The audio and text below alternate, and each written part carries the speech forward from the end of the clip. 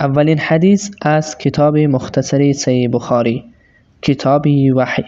چگونگی آغازی وحی بر رسول الله صلی الله علیه و سلم. عن عمر بن الخطاب رضي الله عنه قال: سمعت رسول الله صلى الله عليه وسلم يقول: إنما الأعمال بالنيات وإنما لكل امرئ ما نوى، فمن كانت هجرته إلى دنيا يصيبها أو امرأة ينكحها فهجرته إلى ما هاجر إليه.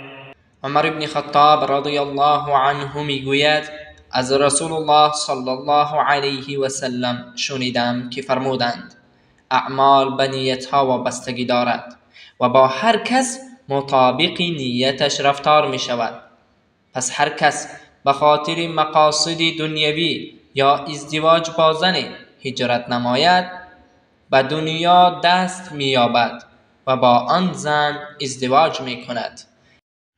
در نتیجه دستاورد هجرت هر کس همان چیزی است که به خاطر آن هجرت نموده است.